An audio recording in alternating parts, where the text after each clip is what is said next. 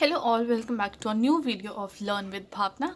आज हम करने जा रहे हैं MSOE 001 that is sociology of education का असाइनमेंट डिस्कस। तो हम स्टार्ट करेंगे with first question, discuss the sociological perspective on education. Again सभी असाइनमेंट्स 100 मार्क्स के, मिनिमम 500 वर्ड्स लिखने हैं and each question is of 20 marks. So we will start with answer. इसमें जैसे कि आपको पता है कि फर्स्ट जो हमें लिखना होता है, अपना क्वेश्चन लिखना होता है। तो ऊपर मैंने ब्लैक पेन से क्वेश्चन लिखा है। ऑल्सो मेंशन द सेक्शन, जिस सेक्शन में आपका क्वेश्चन है। Write down the question and question number which is very important. तो हमें डिस्कस करना है about sociological perspective.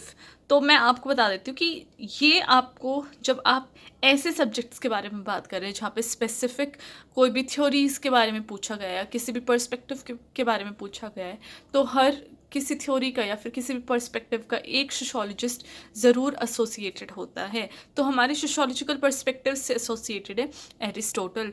As you know कि जो एरिस्टोटल थे, जो मैन होता है वो एक सोशल एनिमल होता है, वो हमेशा एक साथ रहना पसंद करता है। Human wants to live in a society and is only a human when he lives in society. तो ये चीज़ थी। फिर उन्होंने बात की कि जो ह्यूमन जो सोसाइटी में रह रहा है वो उस सोसाइटी में ऐसे तो नहीं रह सकता, उसके लिए एजुकेशन बहुत इंपॉर्टेंट है। जब एक इंसान एजुकेटेड होगा तो ही उसको पता चलेगा कि एक सोसाइटी में कैसे रहता है। अगर किसी को नॉलेज ही नहीं है तो वो तो हर एक इंसान से लड़ाई कर लेगा, उसको उल्टा बोलेगा। तो वो चीज़ एरिस्टोटल ने एक्सप्लेन की। तो उन्होंने बताया कि जो सोशोलॉजिकल पर्सपेक्टिव है, फंक्शनल भी रोल है उसका सोसाइटी में, कॉन्फ्लिक्ट भी रोल है और सिंबॉलिक इंटरेक्शनिस्ट भी है। तो ये तीन मेजर ब्रांचेस हैं जिसके थ्रू हम एजुकेशन को देखेंगे। राइट। फंक्शनल आपको पता है वो पॉजिटिव के बारे में बात करता है, कॉन्फ्लिक्ट नेगेटिव के बारे में बात करता है, और सिंबॉलिक इंटरेक्शनिस्ट किसके बारे में बात करता है कि जो सोसाइटी में इंटरेक्शंस हो रहे हैं सिंबल्स के थ्रू, नॉट कि बोल के ही बातें हो रही है बट सिंबल्स भी होते हैं जो कुछ कुछ चीज़ें हमें एक्सप्रेस करते हैं। अब जो फंक्शनल थ्योरी थी एजुकेशन की, वो किस पे स्ट्रेस करती है? एजुकेशन के फंक्शंस पे स्ट्रेस करते हैं कि सोसाइटी की वेरियस नीड्स हैं जो एजुकेशन फुलफिल करता है, और एजुकेशन हेल्प करता है सोशलाइजेशन में, विच आई एक्सप्लेन अर्लियर।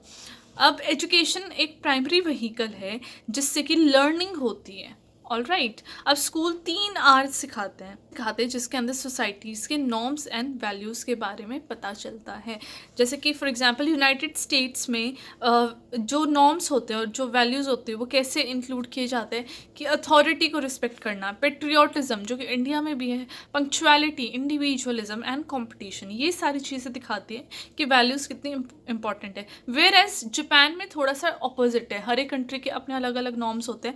वहाँ पे हार्मनी मीन्स एकजुट रहना, एक दूसरे के साथ प्यार से रहना और ग्रुप में रहना इंपॉर्टेंट है। हमने देखा कि यूएस में इंडिविजुअलिज्म में ज़्यादा विश्वास रखते हैं, competition which is very important, but Japan में दे बिलीव इन हार्मनी, एक साथ जुड़ के रहना, ग्रुप में जुड़ना। राइट। और ये सारी डिफरेंट वैल्यूज़ लोग लर्न करते हैं। अब जापान में एक और कॉन्सेप्ट है जिसका नाम है कूमी, KUMI। तो कूमी में क्या होता है, बच्चे को छोड़ देते हैं, वो सब एक साथ रहते हैं। राइट। बट उनकी जो परफॉर्मेंस होती है वो कैसे इवेल्युएट करी जाती है कि वो एक दूसरे के साथ कैसे है, ना कि वो अकेले में कैसे है। राइट। सो ये इंपॉर्टेंस है जापान में।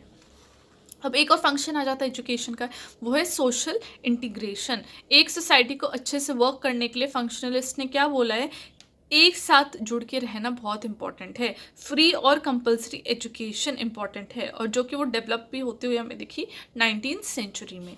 अब एक थर्ड फंक्शन आ जाता है एजुकेशन का, दैट इज़ सोशल प्लेसमेंट। जैसे कि भाई ग्रेड स्कूल में बच्चों को डाल देते हैं, उसमें क्या होता है, जो ब्राइट और मोटिवेटेड स्टूडेंट होते हैं उनको तो हम एक टीचर आइडेंटिफाई करके डिफरेंट सेक्शन में डाल देती है, उनके ऊपर थोड़ा सा कम फोकस किया जाता है। बट जो एजुकेशनली चैलेंज्ड होते हैं, जो इतने स्मार्ट नहीं होते, उनके ऊपर फोकस ज़्यादा किया जाता है। तो वो सोशल प्लेसमेंट में देखा जाता है। बड़ी बड़ी क्लासेस में as you see that sections के बेसिस पर डिवीजन हो जाते हैं कि ए सेक्शन में सारे ब्राइट स्टूडेंट, बी में उससे थोड़े से डल, सी में उससे डल, ऐसे करके भी स्कूल्स में काफ़ी ज़्यादा आइसोलेशन या प्लेसमेंट होती है। नाउ डिफरेंट लेवल्स पे डिफरेंट तरीके से पढ़ाया जाता है। ज़रूरी नहीं है जो टीचिंग मेथड नर्सरी के बच्चे के लिए यूज़ हो वो सेम 12th के लिए हो, नो। तो अप्रोप्रिएट वे में उनको पढ़ाया जाता है।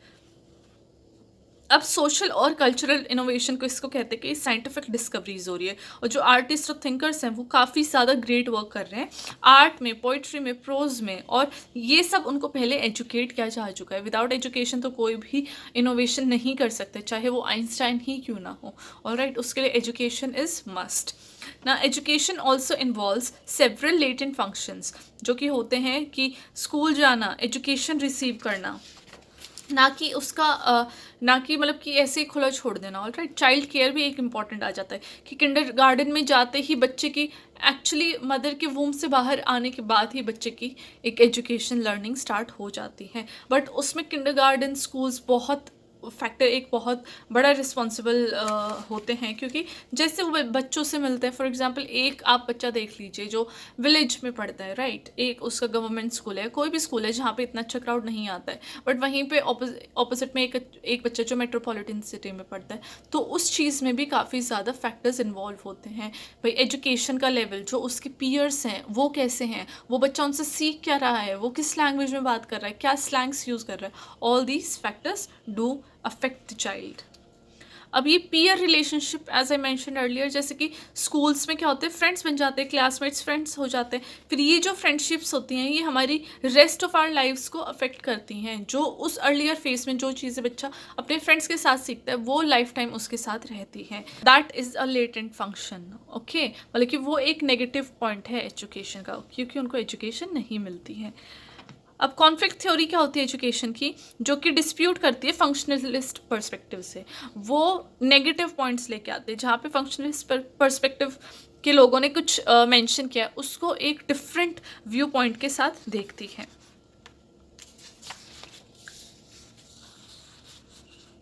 अब जैसे कि इन्होंने बोला है, हिल, मैक्रीन एंड गेब्रार्ड ने क्या बोला है कि एजुकेशन परपिचुएट्स सोशल इनइक्वालिटी।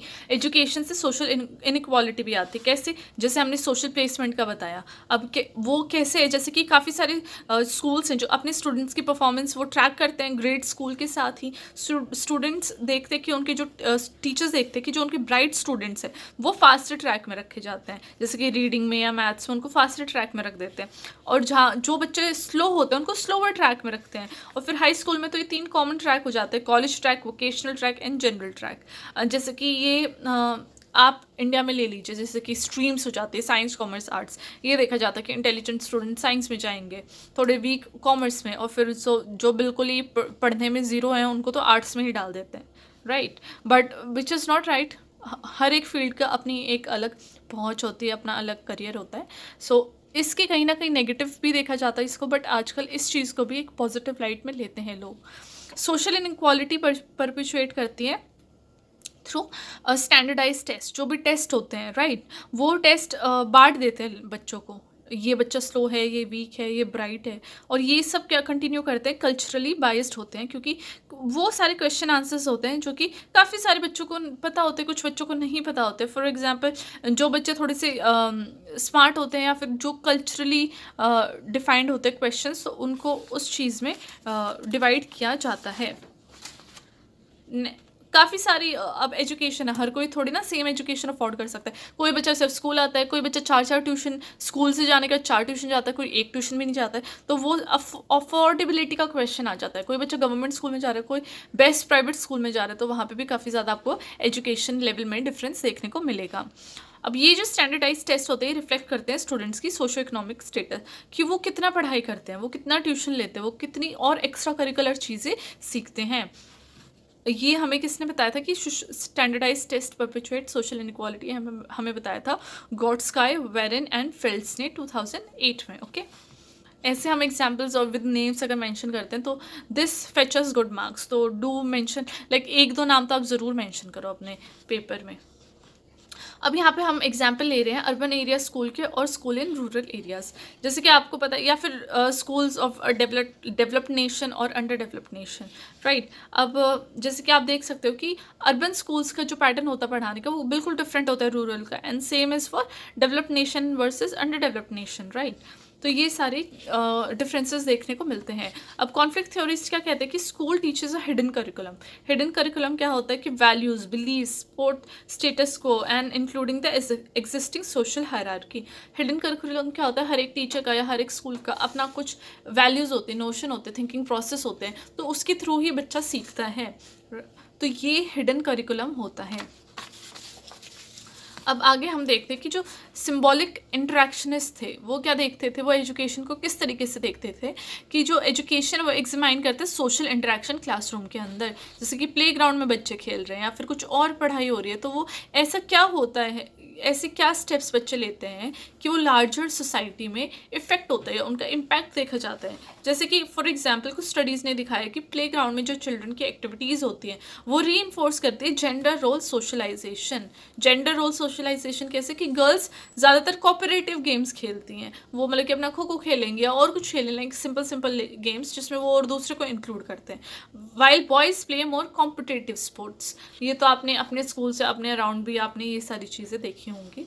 अब एक और बॉडी ऑफ रिसर्च कहती है कि जो टीचर्स का भी होता है स्टूडेंट्स को लेके, वो उनको बहुत ज़्यादा अफेक्ट करता है कि स्टूडेंट्स कितना लर्न करेंगे। जब टीचर सोचते हैं कि बच्चा स्मार्ट है तो वो ज़्यादा टाइम स्पेंड करते हैं उनके साथ, उनको मतलब कि उनकी प्रेज़ करते हैं या फिर उनको कुछ ना कुछ टॉपिक दे देते हैं काम करने के लिए, जिससे कि वो स्टूडेंट्स को भी एक मोटिवेशन मिलती है ताकि वो राइट आंसर्स दे, अच्छे से लर्न करे, अपना टाइम पे काम फिनिश करे। बट जब टीचर ये सोचते कि बच्चा ब्राइट नहीं है, ये किसी काम का नहीं है, अरे ये तो नालायक है, तो वहाँ पे बच्चा भी और टीचर भी दोनों एक दूसरे के साथ टाइम स्पेंड करना कम कर देते हैं, एक दूसरे को अप्रिशिएट नहीं करते हैं, जहाँ पे बच्चा भी कम सीखता है और टीचर तो उसके ऊपर ध्यान नहीं देती है, राइट। तो ये सारे तीन हमने जो मेन थे वो देखे थे हमने, functionalist approach, conflict and symbolic interactionism. I hope कि ये तीनों पॉइंट्स क्लियर थे। लास्ट में मैंने at the end to conclude, जो कि बहुत इंपॉर्टेंट है, मैंने लास्ट में कंक्लूजन लिखे। मेनली मैंने तीनों व्यू पॉइंट्स को मैंने यहाँ पे पर्सपेक्टिव्स को मैंने एक्सप्लेन किया अच्छे से, फंक्शनलिस्ट को, यहाँ पे कॉन्फ्लिक्ट को, एंड नेक्स्ट पे सिंबॉलिक इंट्रैक्शनिज्म को।